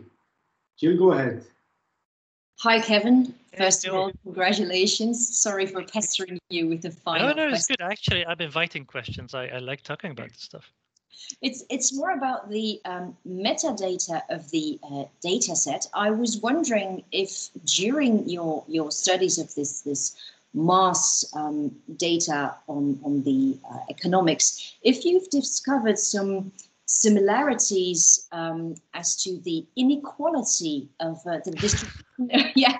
Very good question. Continue. Yeah, what I'm looking for is, does the virtual world have the 1% of multi-millionaires or not? And does it stay the same? Do the rich stay rich and the poor stay poor? Or is there a different dynamic there? Yes. So, yes. And we also looked at this. And so, first of all, there is data on player ownership of ISK money. But it's difficult because players will also keep a high amount of value in their other assets, and you'd have to tally it all together. So with the caveat of this may be wrong, we looked at just the ISK distribution, and the inequality coefficient, so the Gini coefficient, when we looked at it, we concluded that EVE Online had a similar inequality level as Angola in the real world. So that's maybe not a compliment for EVE Online or for Angola, but so there is high asset inequality. Well, money inequality. It's not income, but the money you have. Whether that means something is a bit early to tell, and we didn't have complete data on item ownership as well. But it was interesting nonetheless. If you have no government, you get inequality. Yeah. Thank you for answering the question. Okay, thanks for everyone in the jury and people in the audience for raising these questions. The jury will now withdraw for a final deliberation. I have to ask members of the jury to close this meeting, so leave this meeting. Otherwise, everything you will say will still be heard, so leave this meeting. And then we'll be back in a few minutes.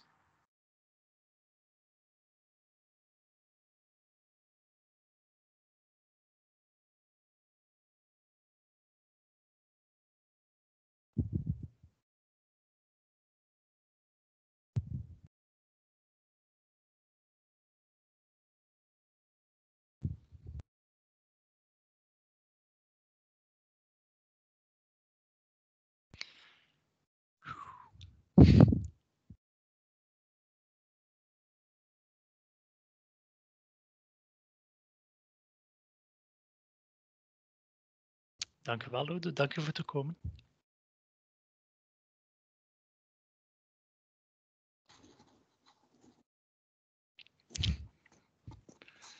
Even we can talk now if you want the. It's really interesting. I've done a lot of network analysis. There was lots of things I've done in the past kind of came together, and really, it was much more interesting than I thought it was going to be. So congratulations! It's really great. Really, really interesting stuff. Yeah. Yeah. I'm glad on how some of these things came together. Oh, Aaron has a question. If you want, you can switch on until the professors come back. Then we have to switch it off again. But if you want, you can activate your mic and your. Kevin, can you hear me? Yes, I can. Okay. I would like to ask a question. I know nothing about games and things like that. But, come on, you played Pac-Man before. Yeah, but I would like to know where, when, and at what time is the reception. You know, that's for me more important. Immediately getting to the important stuff, eh? We have to wait for the jury to make a decision, which I find quite important. And after that, normally Koen will say a word. I will thank basically everyone. And then normally we are asked to join us for the reception, but of course, in this case, I can do that as well, but we will do it remotely. Okay. Bye. I agree, Crystal.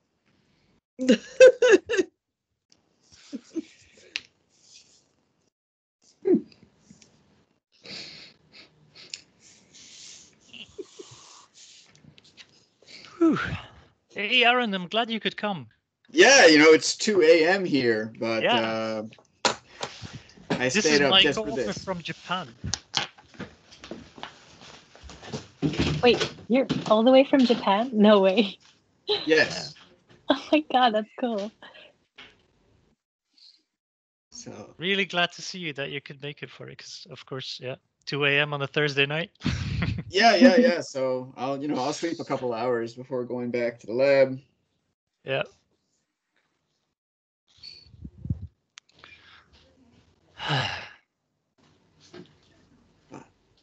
Exciting. How do you feel, Kevin? Excited, actually.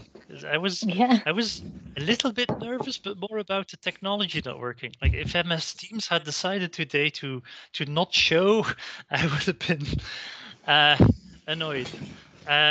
For the presentation, I'm excited about the research that I did and also how it came together. So I was excited about being able to show it to you guys. And it's also the preparation, of course. You've made the PowerPoint, you know whether it's clear or not. So that was really cool. But yeah, so excited, anxious. Let's see what the professors decide. Well done, Kevin. Dank u wel. I'm seeing a bottle of champagne already. This is just a tad premature. Okay. We are ready for the verdict. It's not opened yet. I think they said they just talked about it and no. That won't do, Kevin. It would be sad if the answer now was no. We ran out of free positions for doctors. The PhD printer is out of order. As long as you're not filling it up with beer and whiskey chasers, you'll be fine. Yeah, we would still open a bottle of champagne. That's it. Alcohol can be a solution to any. Much after he passed his. Exactly. Yeah. Anyway, it's better champagne than water, isn't it? There's always an occasion for champagne. I agree with Kristen's hand. It could be to celebrate, and it could also because you're sad. You open a bottle of champagne to make you feel better. But let's hope it's celebrated. Every day is a day to celebrate. That is also true. Let's not, especially in these times, let's not forget that. Ah, now we see the people. That's nice. Congrats. Congratulations. Is there a... Is it a congrats? Everybody's... Hey, Aaron. Hey, Koen. Hey, man. Good to see you. Could you follow something? Yeah, members of the jury are back. I see Koen. Jan, Louis, switch off the cameras again, please. No, otherwise, okay. Yeah, I'm I here. don't want Teams to switch off now.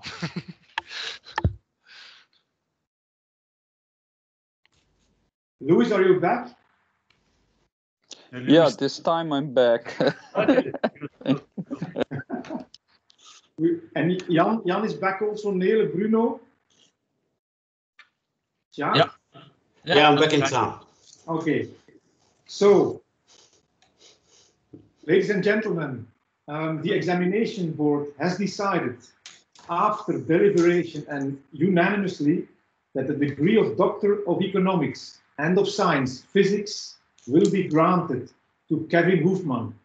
And I could say now, please, you can now switch on your cameras and you can switch on your micro, and then you can just express your... Amazing.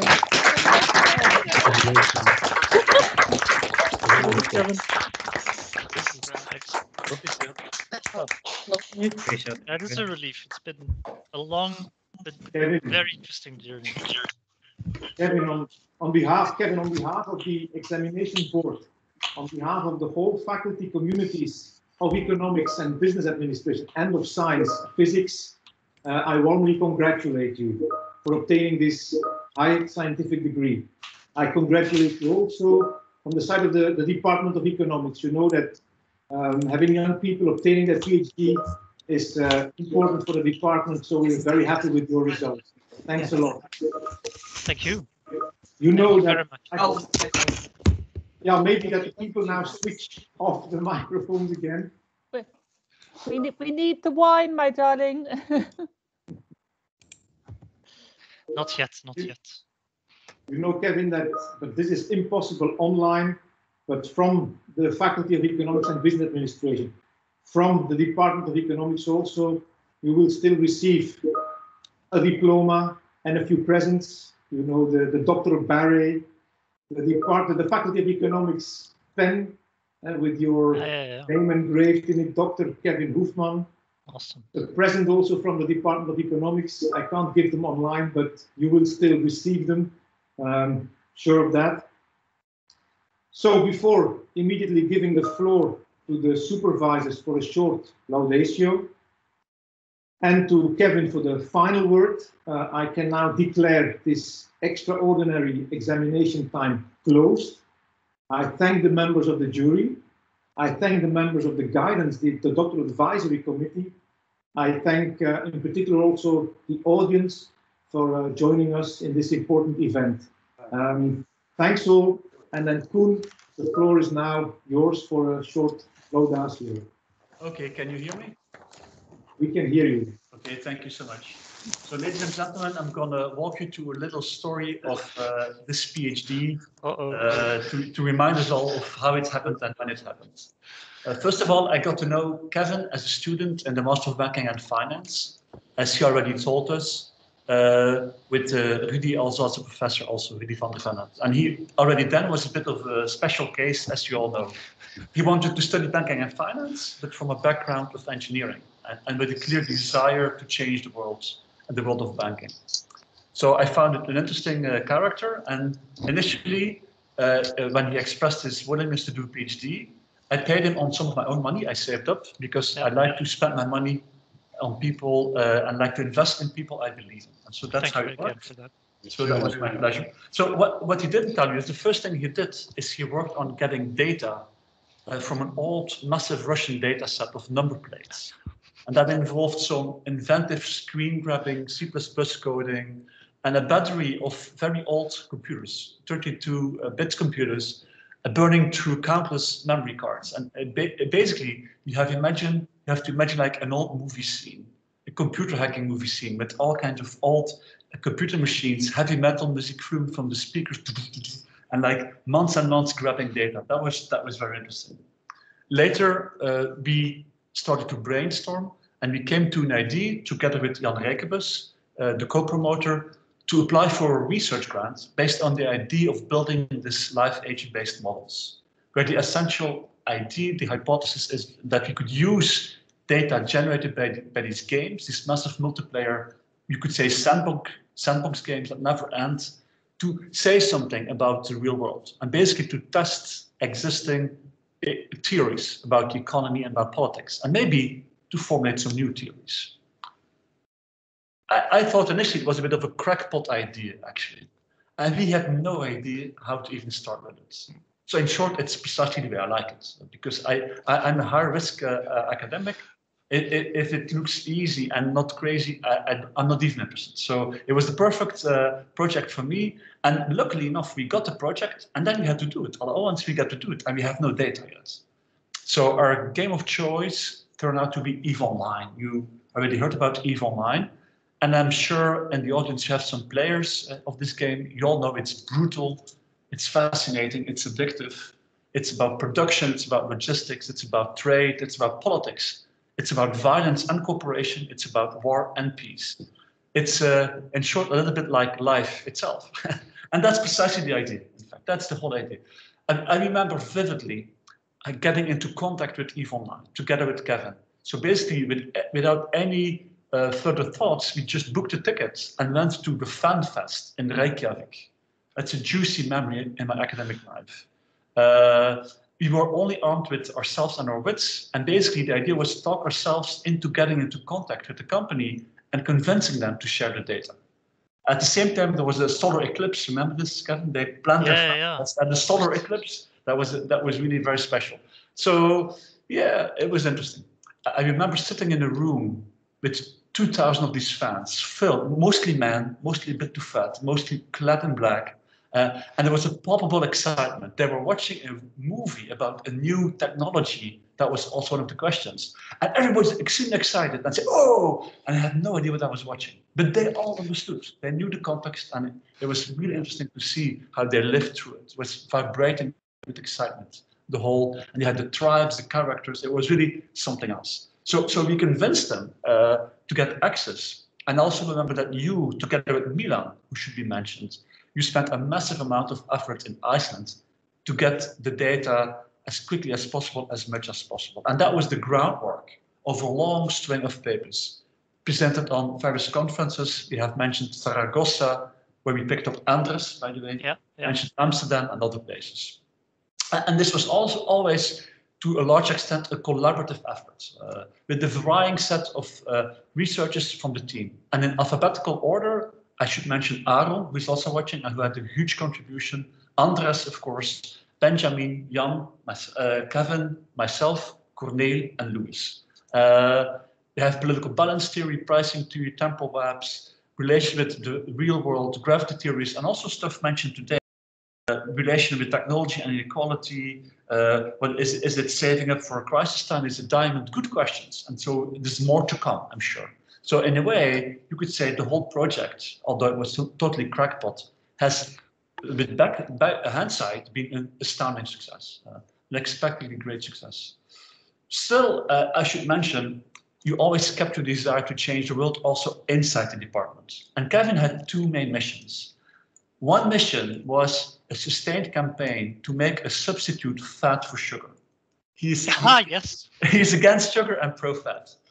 I must say the campaign was not totally successful because birthday cakes are still the mainstay of office life. But on the upside, Kevin, birthday cakes contain a lot of sugar and fat, so you can still think of it as a half win in a way. We eat at least the fat, but still the sugar also. There was also another interesting campaign inside our department about computer languages. And it was a campaign to decide the fates of C++, Julia, and Python. And it seems Python in a way won, because even C++ codes get converted to Python. On the other hand, we now have Louis in the department, and he also is a C++ guy, and maybe it's gaining some traction again. But Julia, on the other hand, has all but disappeared from the radar. Oh. But then again, who knows what the future will bring, come what may. The last thing I want to say also is something personal. I enjoyed working with you. It was not always easy, but it was always fun and exciting.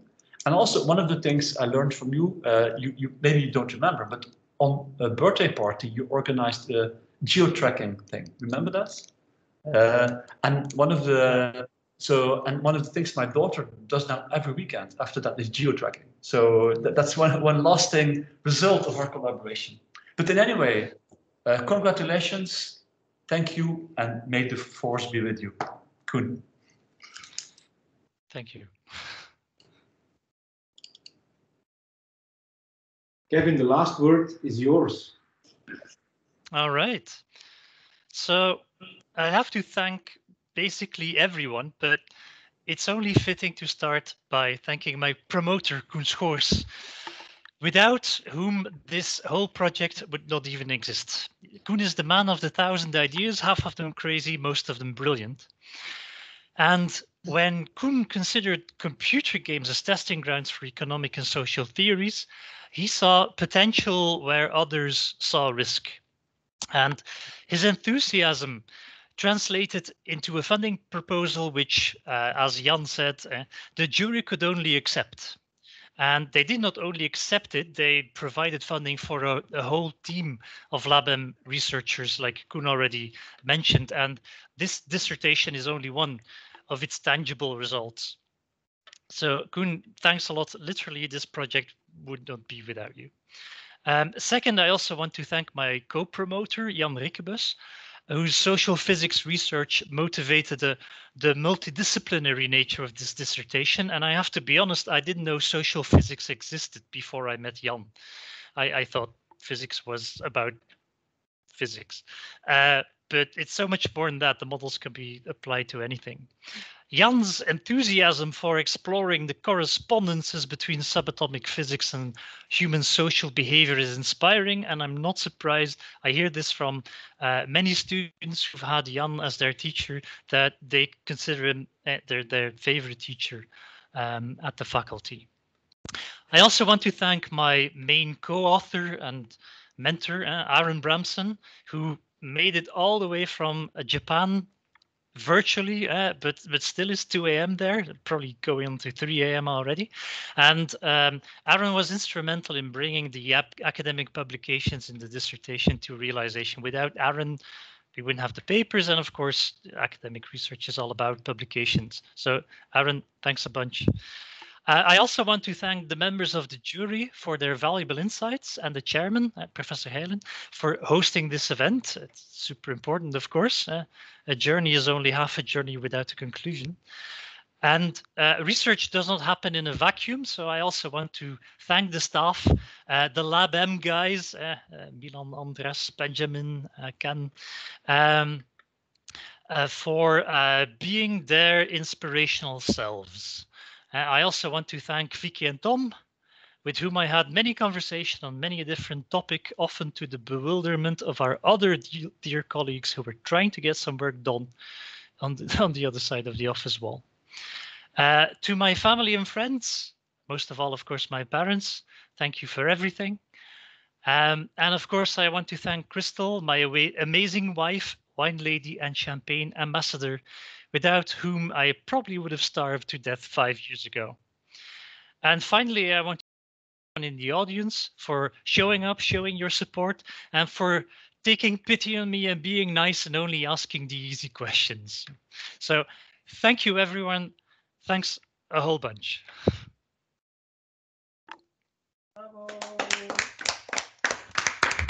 And let's have some champagne. Congratulations, man. Yay! People who want to continue talking to Kevin, you can continue. Huh? There's no reason to leave. People who want to leave, of course, it's now all closed, but just go on. Kevin, congratulations and see you soon. Thanks again. Thank you. Congratulations. Huh? Thank you. And bedankt, Freddy. Congratulations. Congratulations. Yay. Yes. Hi, Chris. How are you? Cheers. Congratulations, Kevin. Well done. Thank you, thank you, thank you. Congrats. This is really great to see. Oh, the champagne is arriving. The champagne is here, but the people are arriving. Kevin, now you can show the real background. But we'll keep that for Doesn't matter anymore. Doesn't matter anymore. Stop recording.